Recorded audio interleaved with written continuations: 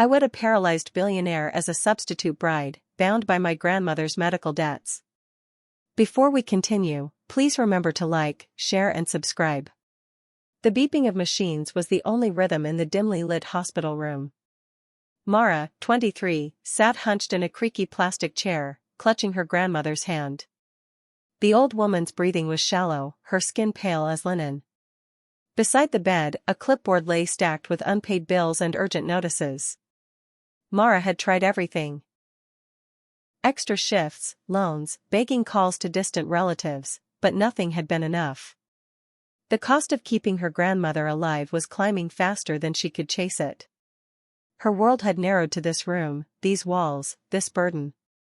So when the door opened and a sharply dressed man stepped in without a word, Mara flinched. He didn't look like a doctor. No clipboard, no lab coat.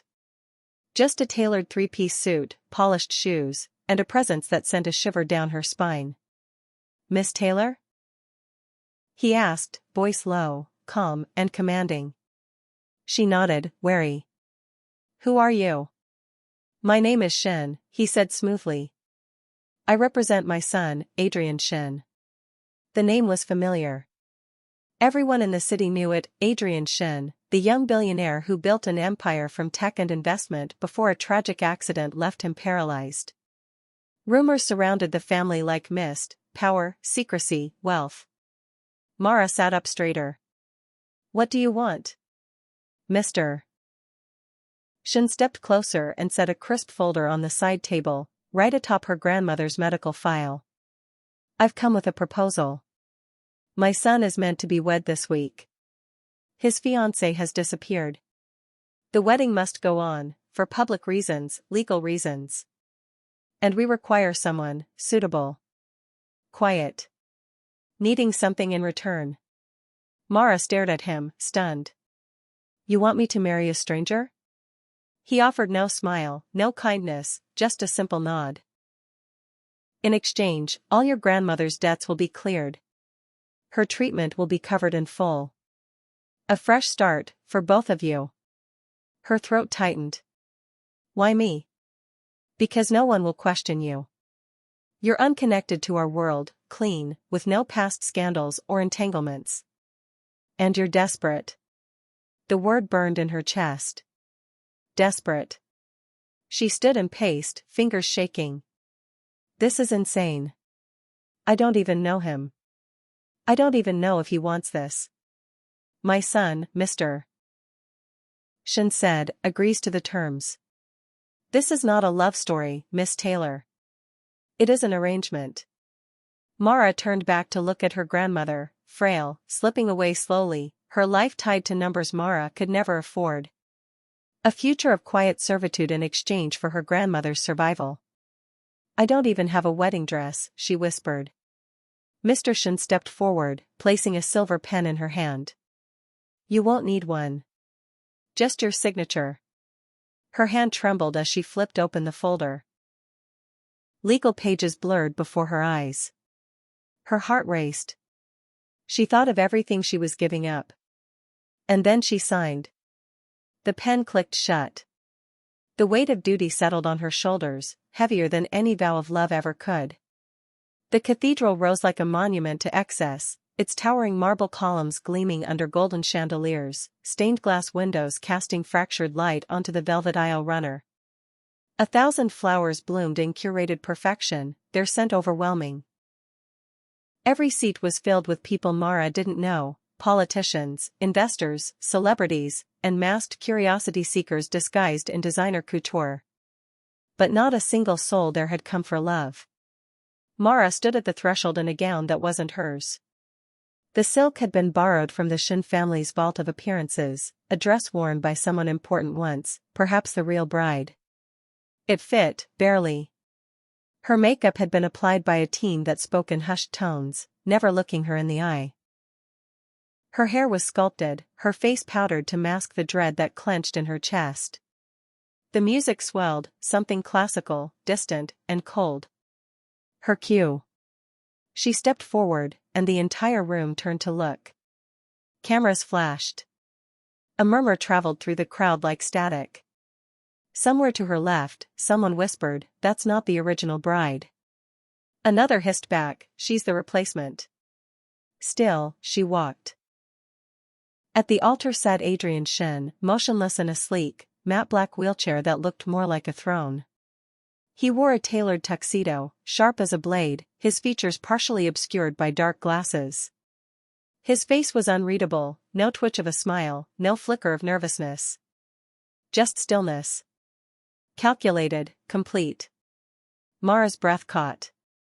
She had seen photos of him before, back when he was just a name in headlines. But in person, there was something unsettling about his silence. His composure felt like armor. She reached him. The officiant, a judge, not a priest, began the ceremony. It was quick, sterile, void of warmth. Vows were read from printed cards. Mara's voice quivered on hers, but she got through them.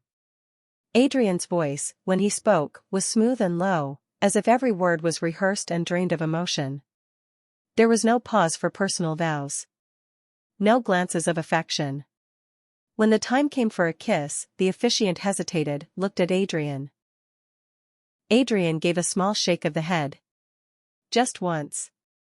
The judge nodded and continued. By the power vested in me, applause followed, but it was thin and restrained, more acknowledgement of a legal merger than celebration. Mara turned to face the crowd, heart pounding. Flashbulbs burst. Her palms were slick with sweat, hidden in her gloves. As the applause faded, she allowed her gaze to flick toward Adrian. For a brief second, their eyes met behind his glasses. He tilted his head in the slightest nod. A signal. She wasn't sure what it meant, agreement, gratitude, warning? Whatever it was clear now, this wedding was not the beginning of a fairy tale. It was a transaction, completed beneath vaulted ceilings and judgmental eyes. The orchestra resumed. The new couple was escorted down the aisle in silence. Hand in hand, yet strangers. Husband and wife, on paper. But beneath the surface, Mara could feel something stirring. Something unreadable, waiting to unravel. The black iron gates creaked open like the jaws of some slumbering beast, and Mara's breath hitched as the car rolled slowly up the winding drive. The Shin estate revealed itself in stages, first the dense line of cypress trees, then the reflecting pools, and finally, the mansion itself, a fortress of glass, steel, and silence. Clean lines. Cold beauty. It was less a home and more a statement, a place built to impress, intimidate, and isolate. A butler opened the car door without a word. No smile, no welcome. Just a slight bow and an outstretched hand to guide her inside. The foyer was vast, echoing. Polished marble stretched in every direction. A crystal chandelier hung high above like a frozen explosion. Staff moved around her like shadows, maids and assistants dressed in black and white, their eyes fixed anywhere but on her. No one acknowledged her presence, as if she were a ghost floating through someone else's world. Mara's heels clicked as she was led through hallways framed in dark wood and soft lighting. Every surface gleamed. Every painting screamed wealth. But beneath the elegance, there was something sterile about the place. No warmth. No laughter. Just control. You'll be staying in the East Wing, the butler informed her. Mr. Shin's rooms are private. He left her at a grand double door. Her suite was larger than her entire apartment back home. A 4-poster bed. Silk curtains. A walk-in closet filled with designer gowns she hadn't asked for. The kind of place built for a trophy, not a wife. Unable to rest, Mara wandered the mansion, letting her curiosity lead her. That's when the first oddity caught her eye. In one of the side halls, tucked behind heavy oak doors, she found a private gym. Not unusual for a billionaire, but what was strange were the details. The treadmill had been recently used, its digital screen still blinking. Dumbbells lay on the floor, and a towel soaked with fresh sweat hung from a bench. And there, against the far wall, was a punching bag, swaying slightly, as if it had only just been struck. She frowned. A man paralyzed from the waist down couldn't use this equipment. Couldn't punch hard enough to tear a seam in that leather bag. And yet, there it was, split down one side, its stuffing beginning to spill out. She ventured further. In another hallway, she paused by a grand staircase. No ramps, no lifts. Pure, unmodified architecture. How did Adrian navigate this house? Finally, drawn by instinct, she slipped into a study, its door carelessly left ajar. The scent of sweat and old leather lingered here, sharp against the wood polish. On the floor lay a wheelchair wheel, cracked down the middle, as though it had been thrown. Across the room, a liquor decanter sat untouched beside a shattered glass. Her pulse quickened. Something didn't add up. The billionaire she'd just married was supposed to be broken. But the walls of this house whispered a different truth. The night settled over the Shin estate like a silk veil, quiet, elegant, and heavy with expectation. In the bridal suite, Mara sat stiffly on the edge of an enormous bed, her hands clasped tightly in her lap. The room around her glittered with excess, velvet drapes, golden fixtures, soft ambient lighting casting delicate shadows. Everything was perfect, too perfect. Like a stage set for a play whose script she didn't know. She was still wearing her gown. No one had come to help her change. No one had said what would happen next. Minutes turned to hours, until the silence became unbearable. Then, the door creaked open. Mara rose to her feet, heart hammering. She braced herself for the soft hum of wheelchair wheels on marble. But what entered the room was not the man she'd married hours earlier, at least not the man the world thought he was. Adrian Shin stepped inside on two legs, strong, assured, deliberate. No limp. No cane. No wheelchair in sight. He wasn't walking. He was striding. He wore black, tailored to his powerful frame, and his presence filled the room like thunder.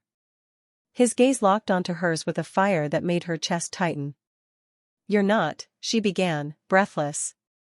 "Paralyzed," he finished for her, voice smooth and razor-sharp. He took another step closer. No, her pulse spiked.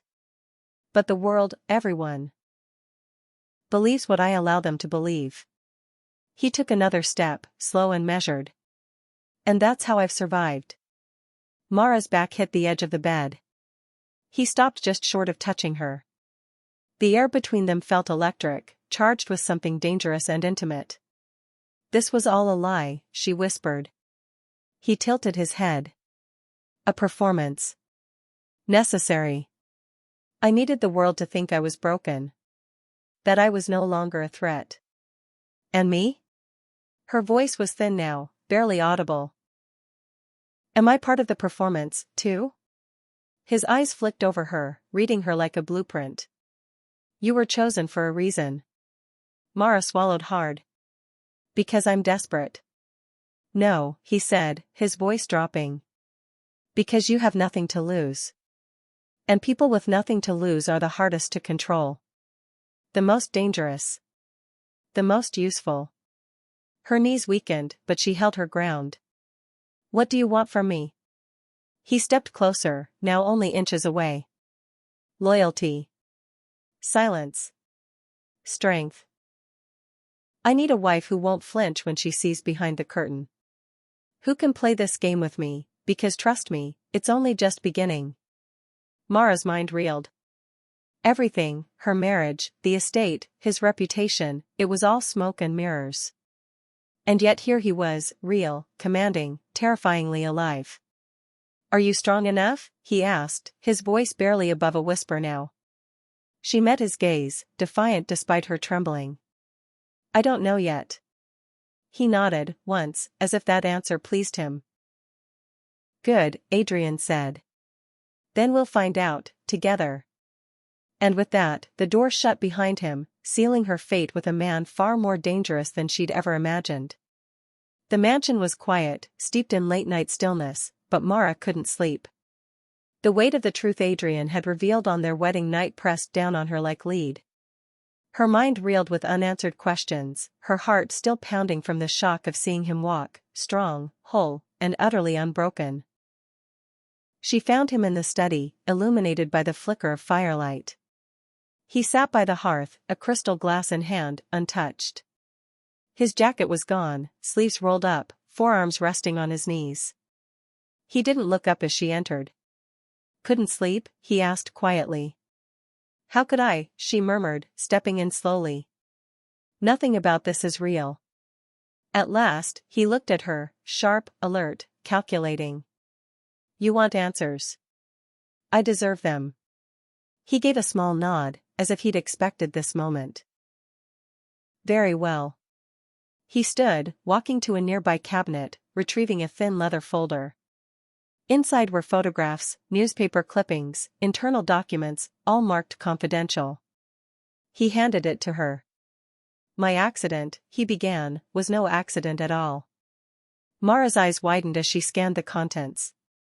A wrecked car. Surveillance stills. A list of board members and offshore accounts. Her stomach turned. "5 years ago, I was too powerful," Adrian said, pacing. "Too fast, too reckless. I made enemies. Some from the inside. The board of Shin Enterprises was infiltrated by outside interests. People who smiled in meetings but planned to bleed the company dry." She looked up. "And the original bride?" "A corporate plant," he said bitterly. "Chosen by the board to bind me legally, to gain access to internal records, redirect assets. She was charming, obedient, and perfectly positioned to destroy me from the inside out." Mara's skin prickled. "What happened to her?" "She disappeared after I faked the accident. Vanished before they could activate her." He turned toward her, eyes cold. "I knew they'd try again. I needed someone different this time. Someone with no ties, no agenda. Someone invisible." Her breath caught. "So you chose me." "I needed a shield," he said. "A loyal face beside me. Someone no one would suspect." While the world saw a crippled heir retreating into silence, I rebuilt everything, off the grid. Quietly. Efficiently. Now, I'm nearly ready to reclaim it all." She lowered the file, feeling the floor shift beneath her. "You brought me into this to be a placeholder," she whispered. "A pawn." "I brought you in," he said, voice low, "because you were the only one I couldn't trace. No debts except your grandmother's. No secrets. No history that could be used against you. And no reason to say no," she added bitterly. Adrian stepped closer. "I don't need your love, Mara. I need your discretion. Your strength. If you stay, you become part of something far bigger than you realize." She stared into his eyes, conflicted. "But what am I really, Adrian? A pawn in your game, or a partner?" He didn't answer. Because that, Mara knew, was a question only time, and choice, could answer. Mara had spent her life bending to the will of others, caretaker, substitute bride, obedient daughter. But now, inside the gilded prison of the Shin estate, something in her refused to stay silent. Adrian might have chosen her for her invisibility, but she would no longer hide in his shadow. He had secrets. And she intended to uncover every one of them. While Adrian vanished into late-night meetings and encrypted phone calls, Mara began to move through the mansion like a ghost with purpose. She studied the floor plans, learned the staff schedules, and found keys tucked into dusty books and drawers sealed with fingerprints. Adrian's empire wasn't just hidden. It was layered like a labyrinth. In the basement, she discovered a server room humming with encrypted files. Behind a false wall in the study, she found blueprints, offshore banking records, coded ledgers. Names and accounts that led to shell companies, blackmail networks, and shady dealings on 3 continents. It wasn't just a business, it was a throne built on silence and fear. And inside it all, she saw rot. She also saw betrayal. Members of Adrian's own inner circle. Trusted advisors, board members, even one of his bodyguards, were feeding information elsewhere. Selling him out piece by piece. Slowly, expertly. When she confronted Adrian, it wasn't with a whisper. It was with fire. "I know everything," she said, throwing the files onto his desk. "And I won't be handled like a pretty doll who keeps your bed warm and mouth shut." He stared at the evidence. Unflinching. "You've been watching me," he said calmly. "I've been protecting myself," she snapped. "And apparently, protecting you. You have traitors around you." He leaned back, folding his hands, his gaze unreadable. "So what do you want, Mara? Gratitude? A reward?" "I want equality," she said, stepping forward. "You married me for strategy. Then treat me like a partner. Let me stand beside you, not behind you." Adrian studied her, and for the first time, his guarded expression cracked, just slightly. Something like admiration flickered in his eyes. He stood, circled the desk, and placed a single envelope in her hand. "A meeting," he said. "Tomorrow. With someone who wants me dead. You'll go instead." "Alone." She hesitated, but only for a moment. Then nodded. He tested her again and again, putting her in real positions of risk, watching how she moved through the shadows. And each time, she met the challenge with a sharp mind and steel resolve. What began as a performance slowly shifted. Their exchanges grew more layered, more intimate. Charged with tension neither could name. She wasn't just surviving anymore. She was transforming. And he saw it. They still didn't trust each other fully. But in the game they were playing, love wasn't required. Loyalty was earned. Power was negotiated. And the balance between them tilted, not toward dominance, but toward something more volatile, partnership. Half love. Half survival pact. All fire. The night of the gala arrived like a gathering storm. Glittering on the surface, but seething underneath. The ballroom was a masterpiece of wealth and deception, chandeliers like stars, champagne flowing endlessly, smiles stretched too wide over secrets that shimmered like the dresses worn. Every major investor, media mogul, and social elite was in attendance, circling like sharks in designer tuxedos. But Mara wasn't here as a trophy tonight. She stood beside Adrian, shoulder to shoulder, wrapped in a gown as sharp as her gaze. Her hair coiled back in sleek defiance, her eyes scanning the crowd for the threat they both knew was coming. The man from Adrian's past, Lucien Gao. An old business partner turned enemy, Lucien was charming on the surface but venomous underneath. He had returned after years in exile, carrying one weapon that could shatter Adrian's empire with a single whisper, the truth about the fake disability. Lucien had already started circling the press, leaking just enough doubt to spark scandal. Tonight, he planned to expose everything. Adrian leaned toward Mara, voice low. "Once he says it, it's over." She didn't flinch. "Then say it first." That's what made Adrian hesitate, for the first time since she'd known him. But she saw it now, he wasn't afraid of losing power. He was afraid of being seen. Mara took his hand, not for show, not as strategy, but a signal. "This is your moment. I'll be right here." The music dipped. The speeches began. Then Adrian took the stage. His black suit was immaculate. His posture perfect. The crowd quieted out of habit, respect, or fear. For years, he began, "You've pitted me." Praised my perseverance, whispered about tragedy. "Let me end the story for you." He paused. And then, slowly, deliberately, he stepped away from the podium. Unaided. A collective gasp echoed through the room. "I faked my paralysis," he said clearly. "To survive. To outmaneuver enemies hidden inside my own walls. I let the world think I was weak so I could rebuild in silence." Lucien rose from his table, lips curling into a snarl, but the crowd was already shifting, pulling back from him, murmuring. Confusion. Awe. Fear. Adrian turned toward Mara, who stood tall beside him, as though she belonged at the center of the storm. "She stood by me when she had no reason to." When I had no crown, no truth, no promise of safety.